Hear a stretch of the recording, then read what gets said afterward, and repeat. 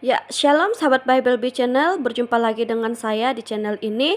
Terima kasih buat teman-teman yang sudah mendukung channel ini dengan cara subscribe, like, dan menyalakan lonceng notifikasi sehingga video-video di channel ini terus direkomendasikan oleh YouTube dan bisa menjangkau lebih banyak orang. Teman-teman juga boleh memberikan komentar dan saya berharap teman-teman bisa mendukung channel ini dengan membagikan video-video yang ada di channel ini ke teman, keluarga atau media sosial. Tuhan Yesus memberkati. Saudaraku yang diberkati Tuhan, memberikan pertanggungjawaban atas iman adalah perintah Tuhan bagi kita. Kita harus siap menjawab setiap orang yang bertanya atau mengkritik Alkitab dan iman Kristen.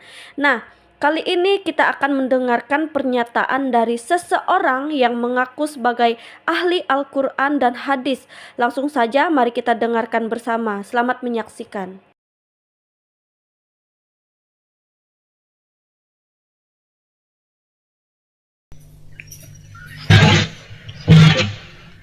Jadi kau bilang Al-Quran mujizat ya. Oh, itu Al-Quran mujizat ya, karangan Muhammad itu termasuk kategori mujizat. Mujizat lah. Orang nggak bisa baca, nggak bisa nulis kok tiba-tiba bisa membuat Al-Quran, itu kan mujizat itu. Bukan hanya sekedar itu, Bung. Mari kita lihat apa yang diterangkan. Tapi Mari dia kita bisa membuat Al-Quran, mujizat itu luar biasa. mari kita lihat, mari kita buktikan satu data ya. Mari kita buktikan satu data. Al-Quran 1400 tahun silam menerangkan begini. Dengarkan saya supaya Anda bisa memahami. Al-Quran Walakad katabna fiz zubur. Dengar. 1400. Al-Quran itu sudah ada sebelum Adam itu. Jangan. Walakad katabna fiz zabur mim ba'di zikr annal arda yadisuha ibadiyas solihin. 1400 tahun silam Al-Quran disampaikan oleh baginda Rasulullah Muhammad SAW. Apa yang dikatakan?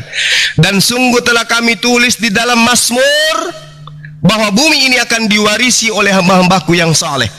Dari mana Rasulullah Muhammad SAW ini tahu? Kalau di dalam Mazmur ada tulisan ini, bahwa bumi ini akan diwarisi oleh hamba-hambaku yang saleh. Dari mana beliau tahu? Kalau ini bukan mujizat.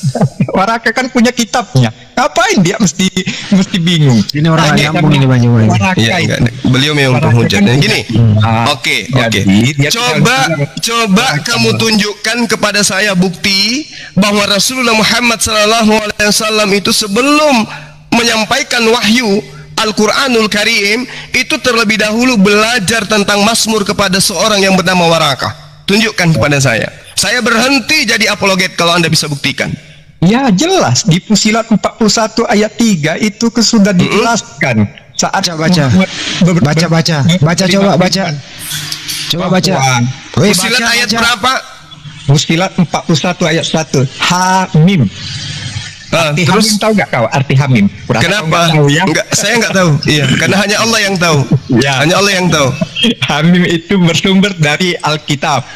Dari kitab sebelumnya. Kemudian Apa itu? ayat Tunggu. Kalau Anda mengatakan dari kitab sebelumnya, itu di mana tertulis Hamim di kitab sebelumnya? Hamim itu artinya bersumber dari kitab sebelumnya. Jangan kau Dari mana Anda bisa tahu? Dari mana? Coba. Huruf H itu dengan tanda kasrah, fathah, dengan mim dan fathah, kasrah, itu dari mana Anda sampaikan bahwa itu artinya adalah kitab sebelumnya? Coba. Dudukkan perkara sesuai dengan kaidah bahasa. Nabi. Jadi Apa? saya kan Nabi. Ya enggak, jelaskan kepada saya. Jelaskan kepada saya. Nabi. Saya bukan nabi. Anda nabi kan? Nah, Anda nabi kan? iya. Oke. Sebagaimana nabi bisa kemudian menjelaskan ini berdasarkan disiplin ilmu nahwu sharaf. Silakan. Ya, nggak ada disiplin ilmu di sini. Kalau Tuhan sudah memberikan izin kepada saya dengan penglihatan Saya potong sebentar Bang Juma ya, saya rasa cuma ngadepin orang seperti ini Bang Juma. Mending ganti ini aja. Lagi mabuk kecubung. Biar naik. Jadi kita Biar nggak apa-apa, biarin. ditulis dalam bahasa Arab untuk kaum yang mengetahuinya. Itu sudah ada di ayat 3. Udah. Jelas itu. Yesus menyampaikan firman itu dan semuanya akan menuliskan hal yang sama. Tidak ada perbedaan antara satu sama yang lain. Tapi buktinya antara Markus, Lukas, Matius, mereka memiliki narasi-narasi masing-masing terhadap apa yang mereka tuliskan. Lalu kapan Yesus berbicara kepada mereka? Tidak pernah. Dengan demikian tertolak. Makanya mereka mati secara mengenaskan semuanya. Karena mereka jangankan menerima dari Tuhan pencipta langit dan bumi, menerima dari Yesus pun tidak. Demikian. Ya, oke. Jadi saya tegaskan sekali lagi ya kawan-kawan, bahwa memang tidak ada satupun kriteria Nabi di dalam Bible itu terpenuhi pada Muhammad. Walaupun tadi cuma dari awal menjelaskan panjang lebar tentang dalil-dalil dalam Bible, tapi satupun dalilnya tidak terpenuhi oleh Muhammad. Dan bagaimana saya menunjukkan Ulangan 18 ayat 20 tentang nabi palsu itu. Bang Suma perlu ketahui, itu bahasa Indonesianya jelas sekali loh ya. Seorang, kalau kita berbicara tentang seorang, maka itu berbicara tentang orang yang tunggal, satu orang gitu loh, bukan banyak. Sedangkan tadi Bang Suma itu menjelaskan para rasul, Paulus, Lukas dan sebagainya, itu jamak orangnya itu loh. Yang mana sih kalau mereka mati semuanya secara tragis kecuali Yohanes penulis kitab, murid Yesus, itu tidak ada kolerasinya dengan Ulangan 18, karena di situ dikatakan tunggal, orang yang tunggal. Nah, di dalam nubuatan pertama itu ada seorang nabi yang datang. Setelah nabi itu datang, barulah nabi kedua ini datang. Dia mengucapkan firman yang tidak diucapkan oleh Tuhan dan yang membawa nama ilah lain. Ingat ya, dia membawa nama Tuhan lain. Ini tidak tergenapi oleh murid-murid Yesus. Paulus itu tidak pernah ngaku sebagai nabi. Dalam kitab kisah para rasul, orang yang menyangka bahwa mereka nabi, orang-orang yang tidak tahu siapa itu Paulus, siapa itu murid-murid Yesus, kemudian mereka bahkan menganggap sebagai apa? Sebagai dewa, bukan cuma sebagai nabi. Mereka menganggap bahwa mereka para rasul adalah dewa, padahal enggak. Nabi saja bukan, apalagi dewa. Jadi tidak ada satupun dalil Paulus ngaku nabi, para rasul ngaku nabi. Dan nubuatan tersebut itu berbicara tentang seseorang yang tunggal, kawan-kawan. Apabila seorang nabi yang mengucapkan perkataan yang tidak diucapkan atau yang tidak diperintahkan oleh Tuhan, atau yang membawa nama ilah lain, menyampaikan nama ilah lain, maka nabi itu harus mati. Siapakah yang menggenapi nubuatan ayat ini?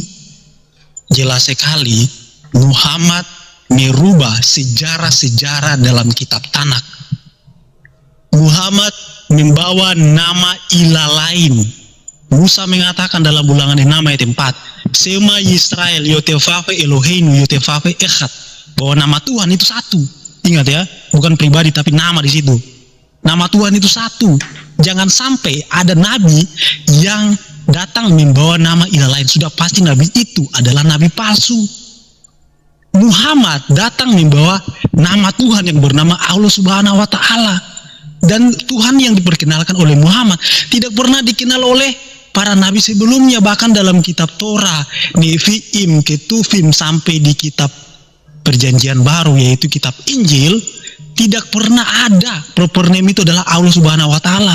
Sedangkan dalam Keluaran 3 ayat 14 sampai 15, Yesaya 42 ayat 8, Tuhan menyatakan namanya Yotefafe, itulah namanya. Jelas sekali loh. Jadi Muhammad menggenapi ayat tersebut. Muhammad tidak memenuhi kriteria nabi di dalam kitab Tanakh yang dimani oleh Bani Israel kitab itu. Dan saya koreksi sekali lagi ya tentang kata nabi ya.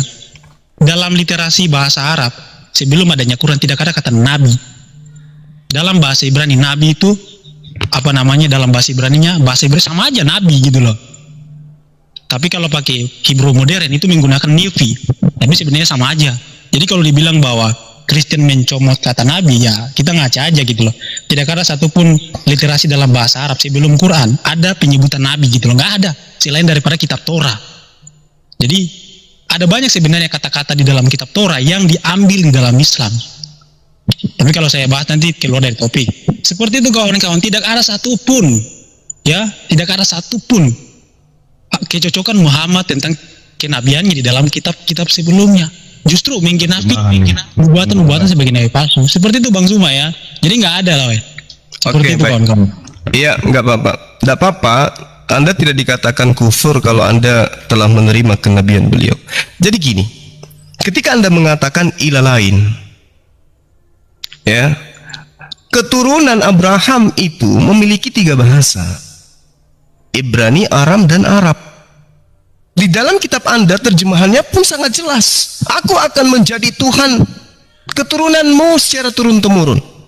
Anda nggak bisa merubah itu. Nggak bisa merubah. Aku akan mengambil perjanjian dan aku akan menjadi Tuhanmu, wahai Abraham. Tuhan anak-anakmu, Tuhan keturunanmu secara turun-temurun. Anda siapa? Allah sudah menyatakan diri kepada Abraham untuk menjadi Tuhan, untuk menjadi sembahan keturunan Abraham. Nggak bisa Anda ganggu-gugat itu. Lalu kemudian Anda mengatakan, teman, di dalam ayat yang saya katakan bahwasanya Al-Quran menerangkan bahwa di dalam Al-Quran Mazmur menuliskan alam semesta ini itu diberikan kepada orang-orang yang soleh. Dari mana Rasulullah Muhammad SAW itu tahu? Dari mana beliau tahu bahwasanya alam semesta ini, bumi ini itu diwariskan kepada orang-orang yang soleh? Dari mana beliau tahu? Ternyata itu betul-betul tertulis di dalam kitab Mazmur. Dari mana beliau tahu kalau itu pernah tertulis dalam kitab Mazmur? Sementara beliau tidak pernah mempelajari kitab Mazmur, tidak pernah belajar tentang kitab teman-teman Yahudi. Tapi dia tahu bahwasanya Al-Quran mengatakan bumi ini diwariskan kepada orang-orang yang soleh. Ini bukti bahwa Al-Quran itu adalah firman Tuhan yang disimpan di dalam mulutnya Rasulullah, sehingga apa yang disampaikan oleh Rasulullah semuanya adalah kebenaran. Nah, sekarang kalau kita tanya, mana firman Tuhan yang disimpan di dalam mulutnya Musa, di dalam mulutnya Paulus, di dalam mulutnya Lukas, di dalam mulutnya Markus, di dalam mulutnya Yohanes? Mana firman Tuhan yang ditaruh itu? Dengan cara apa Tuhan datang menyatakan diri kepada mereka? Artinya, betul, ayat dari Ulangan 18, nomor 18, nomor 19, nomor 20 itu digenapi oleh nabi palsu. Yang 18-nya digenapi oleh nabi yang asli, yaitu yang membawa Al-Quranul Karim. Sementara yang 20 itu menggenapi nabi palsu, yang itu membawa karangan-karangan yang diwartakan tanpa dasar jelas dari mana mereka dapat sumbernya. Demikian. Iya, oke ya kawan-kawan ya. Jadi gini, tanggapan Suma ini justru dia tidak bisa membantah bahwa ternyata Tuhan yang disembah oleh Bani Israel itu berbeda dengan Tuhan yang disembah oleh umat Islam. Kalau soal penjelasanmu yang mengenai El-Olam, Elohim, Adonai, Hasem, saya nggak membahas generic name. Yang saya bahas ini adalah proper name, yang dimana Muhammad itu mengajarkan proper name yang berbeda dengan proper name yang diajarkan oleh Musa. Jadi jelas sekali loh penggenapannya gitu loh. Kalau kau bilang sama, seharusnya namanya berbeda. Yang bilang bahwa nama Tuhan itu Echad, itu bukan saya loh. Ulangan 6 ayat 4, perkataan Musa itu, bahwa Sema Yisrael, Yutefave Eloheinu Yutefave Echad. Nama Tuhan itu satu. Ketika bangsa Israel keluar dari perbudakan Mesir, Musa selalu berpesan kepada mereka bahwa Tuhan yang tidak benar bukan hanya dikenal dari oknumnya atau substansi yang disembah, enggak, tapi dikenal dari nama dan juga substansinya. Kalau namanya berbeda sudah pasti Tuhannya juga berbeda. Nggak mungkin namanya berbeda tapi oknumnya sama, nggak mungkin, mustahil. Kita berbicara proper name di sini, Bang. Yesaya 42 ayat 8 itu jelas sekali loh ya. Tuhan menyatakan namanya. Proper name Demian sudah baca Alkitab orang Arab belum, Demian? Sebentar dulu bro, ini waktu saya. Di situ Allah loh. Enggak, maksudnya biar Demian tidak salah paham. Tapi saya ngomongnya kan tadi Bang Suma ngomong maksudnya saya supaya gini loh, supaya ada datanya. Nanti aja Bang, nanti aja saya nggak debat dengan Anda soalnya. Coba ya, tunjukin data bahwa nama Tuhan itu cuman satu datanya. Loh, saya pakai data Ulangan 6 ayat 4. Itu kan datanya. Udah, ini Ulangan 6 ayat 4 di Arab itu apa? Itu terjemahan, Bang. Kalau dalam terjemahan gereja Koptik itu tidak menggunakan kata Allah, dalam terjemahan Yahudi ke dalam bahasa Arab, mereka menerjemahkan seluruh kata Elohim dan kata Adonai diterjemahkan menjadi Allah. Berarti Elai salah ya, Demian. Elai salah ya. Berarti LI salah begitu menerjemahkan.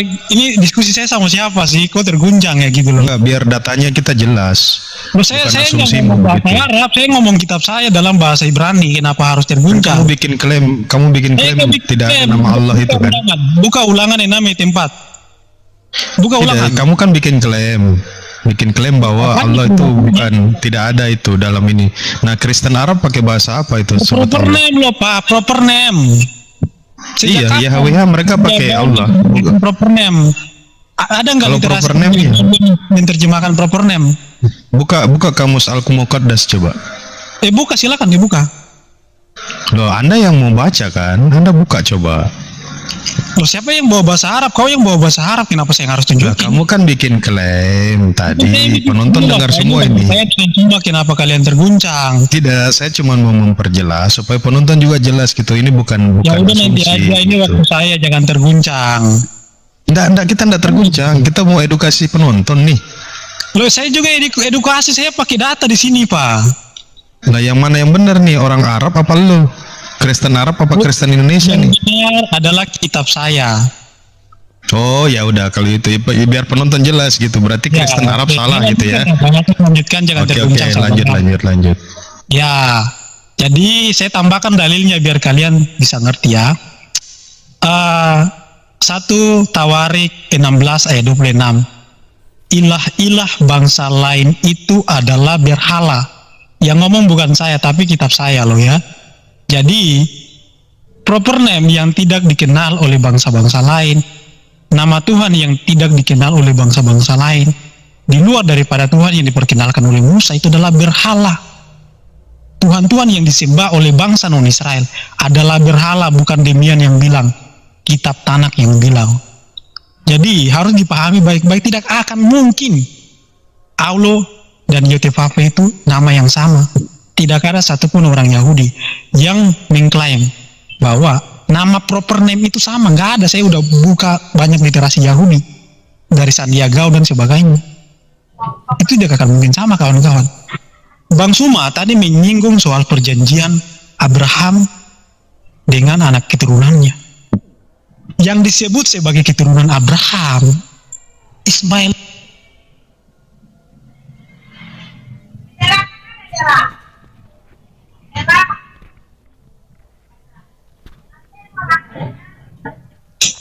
Hanya kepada Ishak.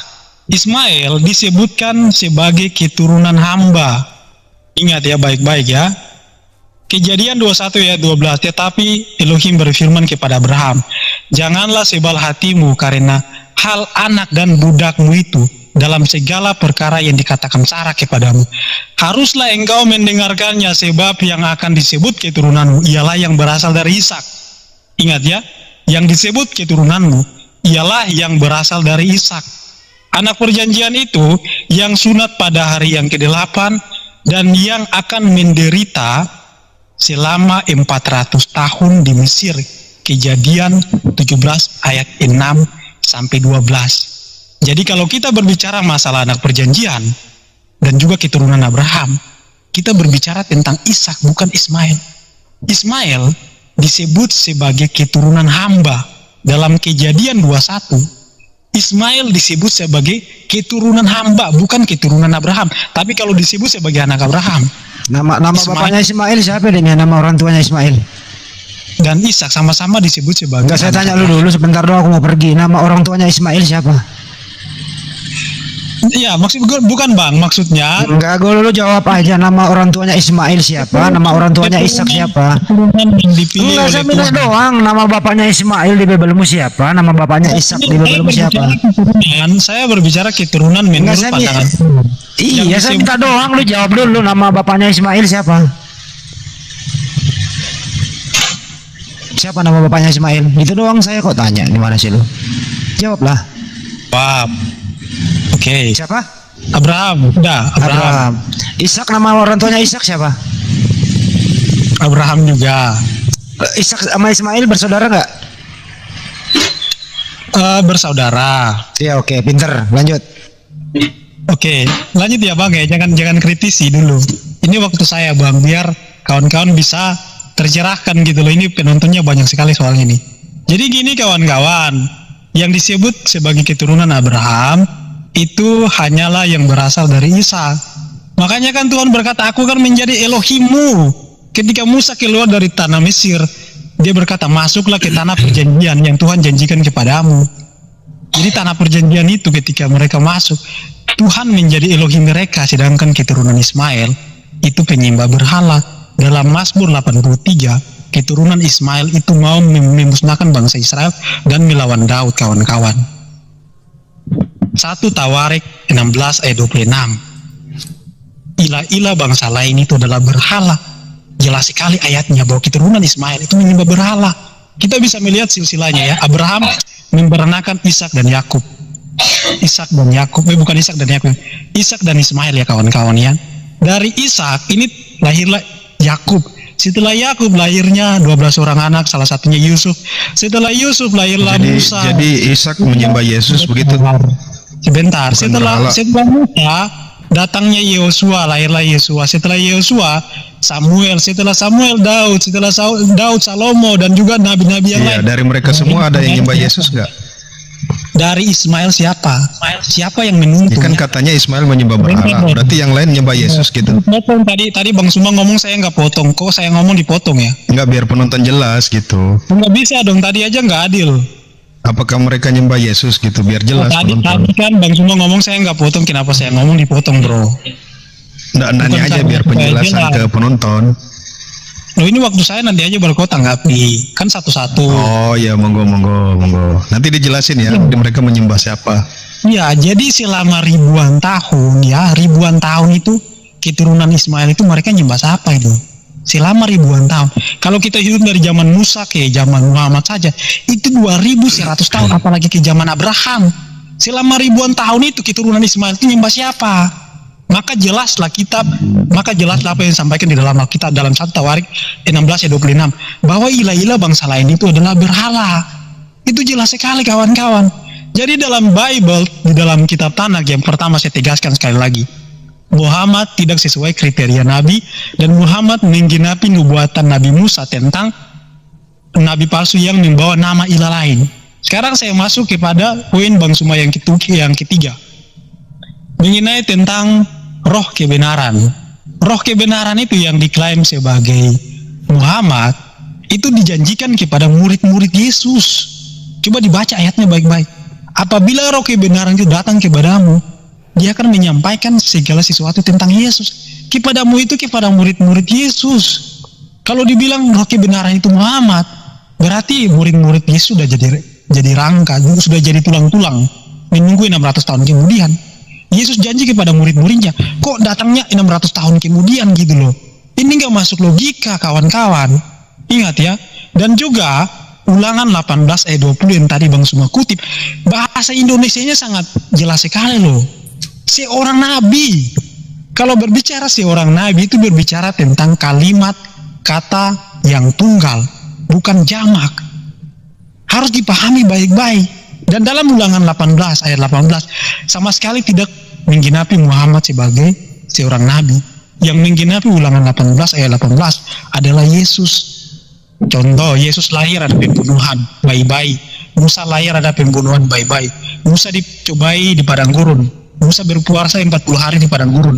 Yesus dicobai di padang gurun. Yesus berpuasa di padang gurun selama 40 hari juga.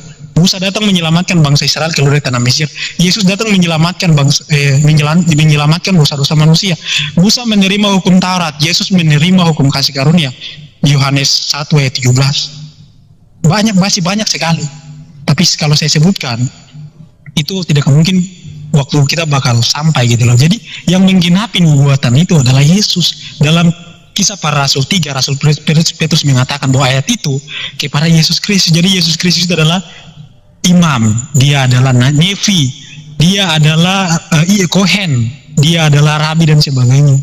Gelar-gelar itu disematkan kepada Yesus Kristus bahwa dia adalah nevi yang sempurna, imam yang sempurna, rabi yang sempurna. Tidak ada yang sempurna lebih daripada dia. Makanya Yesus berkata, Jangan kamu menyebut siapapun pemimpin di dunia ini, karena hanya satu pemimpinmu, yaitu Mesias. Bukan nabi terakhir, bukan Musa, bukan Daud dan nabi-nabi yang lain, tapi Hamasyah, kawan-kawan. Satu-satunya pemimpin bagi manusia. Kalian ingkar ucapan-ucapan Yesus. Semua ucapan Yesus, ajaran Yesus diingkar oleh Muhammad dan juga umat Islam, karena kalian lebih mengikuti Muhammad ketimbang Yesus Kristus. Pahami baik-baik kawan-kawan, Muhammad datang membawa sejarah baru, Tuhan baru, dan ajaran baru. Bahkan dia menghalalkan hewan-hewan yang haram di dalam tanak, di dalam ajaran Yahudi. Imamat 11 ayat 4-6, onta dan kelinci haram, Muhammad halalkan. Muhammad makan onta dan kelinci. Jadi nabi asli, nabi yang benar, tidak mungkin membawa nama ilah lain. Kesuwen gantian Demian, gantian kesuwen. Ya, 2 menit lagi Mas, 2 menit. Buset, kepanjangan. Mengubah Bang Suma juga panjang. Mengubah ajaran para nabi nggak mungkin kawan-kawan, mustahil. Ada nabi yang penjelasan itu sih orang-orang yang disebut tadi menyembah Yesus enggak gitu. Ya, itu mau saya jawab. Ini poinnya yang keempat, belum sampai itu. Monggo. Nah, terus kita masuk kepada poin Bang Suma yang terakhir ya. Jadi udah terjawab argumennya dari pertama tentang apakah Tuhan Allah itu sama seperti Tuhannya para nabi. Ternyata song ya, tidak terbukti itu, sama sekali tidak terbukti. Kalau ya. Tuhan sembahannya Abraham, Ismail, Ishak beda atau sama Demian? Satu terakhir nih, Abraham, Ismail, Ishak Tuhannya sama atau beda? Tuhannya Abraham, Ismail, Ishak beda atau sama? Nah, kalau Tuhan mereka dalam tanak dikatakan adalah Yotevave, jadi sama. Sama. Jadi Ishak juga sembahannya sama dengan ayahnya ya? Iya dong, semuanya. Oke, baik. Apakah ketiga orang ini menyembah Yesus? Kecuali Muhammad ya. Apakah ketiga orang ini menyembah Yesus? Iya dong, jelas. Buset, menyembah Yesus Abraham. Lanjut. Nanti Bang Juma terangin itu. Ya, belum. Ini kan poin yang keempat belum saya sampaikan. Makanya lanjut. Kalau kalian potong nanti lama gitu loh. Lanjut. Kita mau dengar aja. Potong jadi gitulah. Oke, gini poin yang terakhir ya, tentang bahwa yang menyembah ilah lain itu adalah Kristen. Kristen yang menyembah ilah lain. Padahal Nabi Yesaya mengatakan, Yesaya 53 ayat 11, bahwa yang menjadi juru selamat itu adalah Yotevave. Digenapi di dalam perjanjian baru dalam Matius 1, bahwa dia diberi nama Yesua karena dialah yang akan menyelamatkan dosa mereka. Yang menjadi manusia itu menurut kitab-kitab para nabi, juru selamat itu adalah Tuhan. Digenapi di dalam perjanjian baru, diberi nama Yesua. Yesua artinya apa? Yesua artinya Yotevave, yang menyelamatkan. Jadi orang Kristen beriman bahwa Yesus adalah Yotevave itu sendiri yang datang ke dunia menyelamatkan kita dari dosa. Makanya dalam Yohanes 14 ayat 7 sampai 10 Yesus mengatakan, sekiranya kamu mengenal aku, pasti kamu juga mengenal Bapakku. Sekarang kamu telah mengenal dia dan kamu telah melihat dia. Filipus nggak percaya. Filipus nanya lagi, apa jawab Yesus ayat ke-10? Tidak percayakah engkau bahwa aku di dalam Bapa dan Bapa di dalam aku? Apa yang aku katakan kepadamu tidak kukatakan dari diriku sendiri, tetapi juga Bapa yang diam di dalam aku. Dialah yang melakukan pekerjaannya. Bahwa dia adalah sang firman, dan firman itu adalah Elohim itu sendiri, Tuhan itu sendiri. Jadi kami di sini tidak menyembah ilah lain. Para nabi sudah menubuatkan bahwa Mesias itu adalah El Gibor, Elohim yang perkasa. Dikatakan bahwa dia adalah Bapa yang kekal, Raja damai. Jadi kami mengimani apa yang telah ada dan sudah dinubuatkan oleh para nabi. Kami tidak mengimani ilah lain. Para nabi menyampaikan Mesias itu Tuhan. Kami mengimani itu, sedangkan kalian mengimani apa yang bukan berasal dari para nabi, tapi apa yang berasal dari Muhammad. Makanya kalian menyembah ilah lain. Kalau kami menyembah Yotevave yang menyelamatkan kami, sedangkan kalian menyembah ilah lain. Jelas sekali kawan-kawan. Jadi bertobatlah sebelum terlambat. Jangan sampai kalian masuk ke dalam neraka. Yesus bukan. Yotevave sama dengan Tuhan, dan nama Tuhan itu adalah Allah yang maha suci lagi maha tinggi. Makanya dia mengatakan, aku menyatakan diri kepada Abraham, Ishak dan Yakub, tapi aku belum menyatakan namaku kepada mereka. Makanya orang Kristen sekarang kalau ditanya siapa nama Tuhannya Israel, Yesus. Kan lucu, menggelikan. Sementara ketika Anda melihat terjemahan kitabnya Bani Israel praktisi Judaism hari ini diterjemahkan ke dalam bahasa Arab, rabi mana yang kemudian menolak Yod-Heh-Vav-He sama dengan Allah? Rabi mana? Tunjukkan kepada saya. Yod-Heh-Vav-He ketika diterjemahkan ke dalam kitabnya ke dalam bahasa Arab, maka dia akan menuliskan Allah. Makanya kitab saudara, kitab Kristen Al-Muqaddas itu pasti Allah di dalamnya, bukan Yahweh, apalagi Yesus. Itu ya, 3-0 tamparan buat saudara. Kemudian ketika Anda mengatakan Kristen nyembah, saya baru 5 menit kayaknya, saudara tadi kurang lebih 1 jam. Jadi ketika Anda mengatakan Kristen itu tidak menyembah ilah lain, saya katakan begini, kota Yerusalem Palestina, taruhlah Israel, sampai hari ini masih berdiri dengan kokoh. Tuhan mereka masih ada. Mereka masih menyebut dengan Tuhan mereka itu adalah siapa? Yod-Heh-Vav-He, yang kemudian mereka sebut dengan Hasem, bukan Yesus. Ketika Anda membawa kitab dua raja-raja tadi, ya, yang mengatakan bahwasanya Tuhan itu mengatakan tidak ada ilah di luar aku. Di luar aku ilah itu adalah ilah berhala-berhala. Pada saat Tuhan menyatakan itu, Rasulullah Muhammad sallallahu alaihi wasallam belum ada. Belum menyatakan Allah, belum. Jadi yang dimaksud pada saat itu adalah Tuhan Anda. Siapa? Tuhannya Romawi dan Yunani. Paham ya?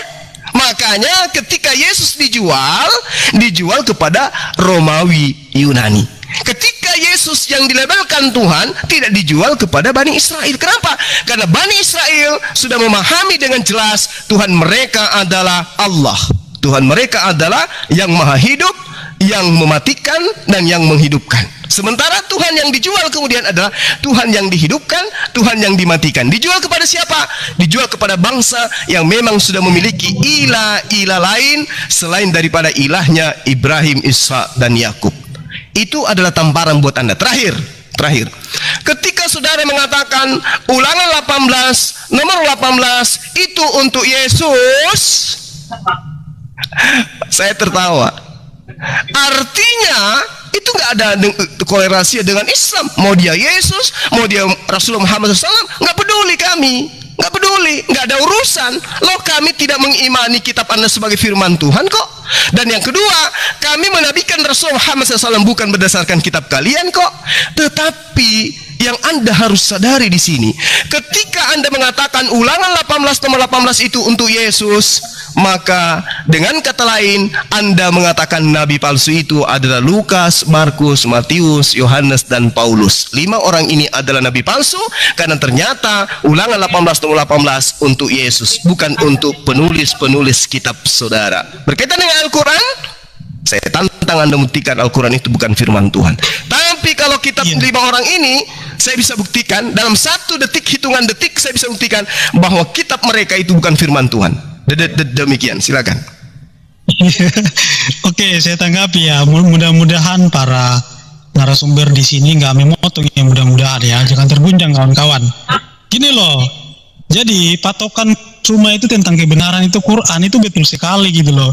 Karena kalau dia balik ke kitab Torah, kitab Injil, justru dia ketampar gitu loh. Makanya dia nggak bisa mencari pembenaran di situ. Jadinya balik kepada iman secara internal. Ingat ya, iman secara internal bukan secara eksternal. Segala klaim-klaim di dalam Quran itu dipatahkan. Muhammad tidak terpenuhi sebagai nabi, kemudian Muhammad membawa nama ilah lain, dan merubah seluruh ajaran-ajaran para nabi dan kitab sejarah-sejarah para nabi. Itulah kenapa Bang Suma selalu mengatakan, kami tidak mengimani kitab kalian, mau menyampaikan apa ke, kami mengimani Quran gitu kan. Karena Quran itu adalah kebenaran bagi kalian. Kalau kalian ke Torah, kitampar gitu, ke Injil, kitampar gitu kan. Jadi balik lagi kepada kebenaran secara internal. Itu yang pertama. Saya tanggapi ya pernyataan Bang Suma. Bang Suma dengan jelas mengutip kitab Yesaya bahwa yang menyelamatkan itu adalah Tuhan. Bang Suma tadi kutip loh kitab Yesaya, dan dia bilang bukan Yesus loh. Yesus itu Mosia kawan-kawan. ya, dalam Matius 1, ia akan diberikan nama Yesua, Yotefafe, yang menyelamatkan. Karena dialah yang menyelamatkan umatnya dari dosa mereka. Kalau kalimatnya seperti itu, maka Yesus itu siapa? Yesaya mengatakan, yang menjadi Mesia bagi dosa-dosa manusia adalah Tuhan. Kalau orang Kristen beriman kepada Yesus sebagai Mesia, tidak mungkin orang Kristen menolak juga bahwa dia adalah Tuhan. Dalam Yesaya 53 ayat 10 dikatakan, apabila ia menyerahkan nyawanya sebagai korban penebus salah, ia melihat keturunannya, usianya akan lanjut.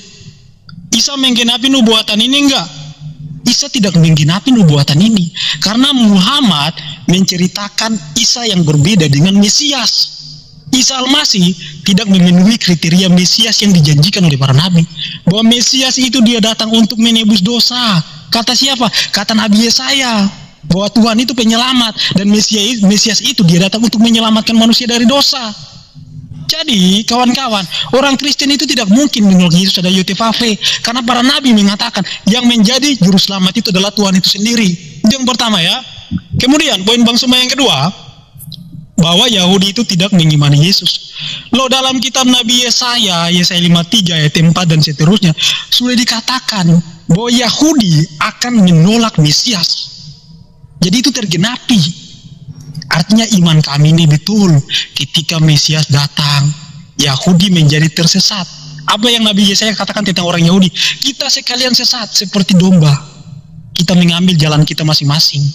Jadi mereka tersesat ketika Mesias itu datang. Jadi kebenaran iman kami bahwa Yahudi menolak Yesus itu sebuah kebenaran, kawan-kawan. Sudah dinubuatkan dan digenapi, kita bisa melihat sekarang. Itu kebenaran kitab kami. Tapi kalau nubuatan Muhammad itu enggak ada. Dalam Tanakh tidak ada satupun nubuatan Muhammad. Dalam perjanjian baru tidak ada satupun nubuatan Muhammad. Tapi kalau kita berbicara tentang Yesus Kristus, banyak sekali nubuatannya. Dan terjadi sekarang. Terjadi digenapi oleh Yesus.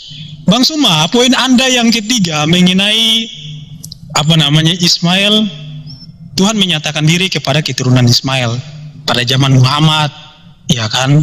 Saya mau katakan begini loh, Mazmur Daud, Mazmur 147 ayat 19 sampai 20 dikatakan.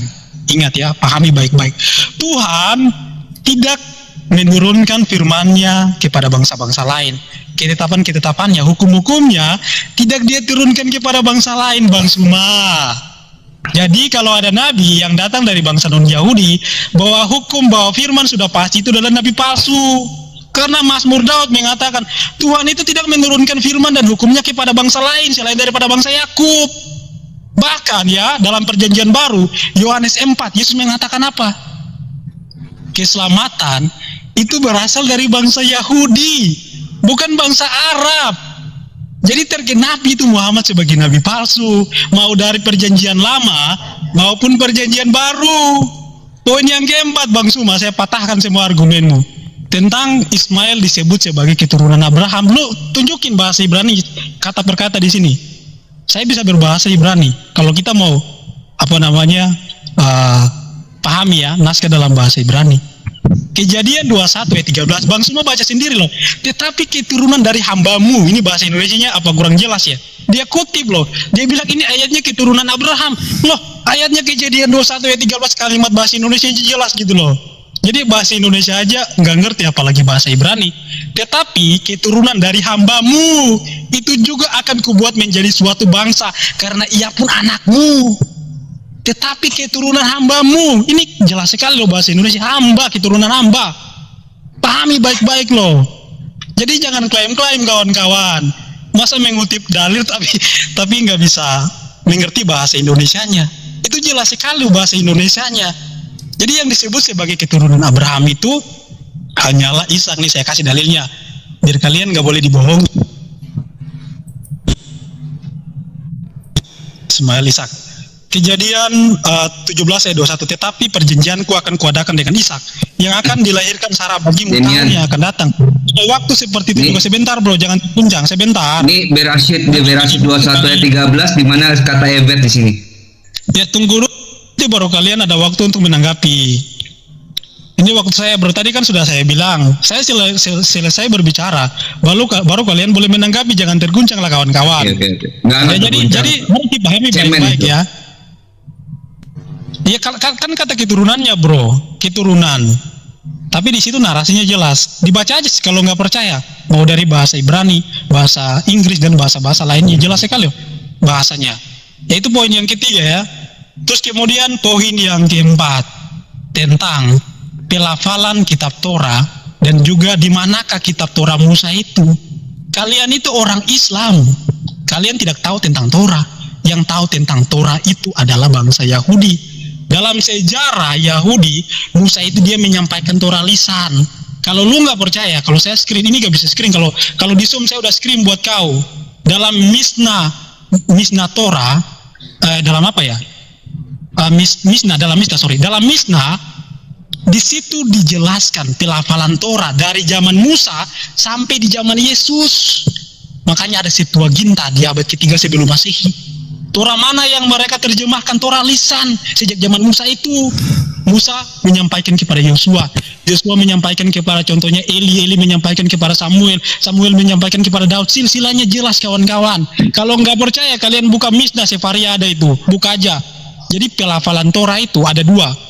Ada Torah lisan dan juga Torah yang ditulis oleh Musa. Yaitu 2 loh batu itu, 10 hukum. 10 hukum ini dia tulis di banyak batu, kemudian dia bagikan kepada 12 suku. Dalam Mishnah Torah itu sudah dijelaskan. Jadi kalau Bang Suma menanyakan, mana Torahnya, pelafalannya bagaimana? Lebih lengkap daripada pelafalan hadis kawan-kawan. Kalau Quran tidak tahu tentang Torah yang diturunkan kepada Musa. Tidak ada.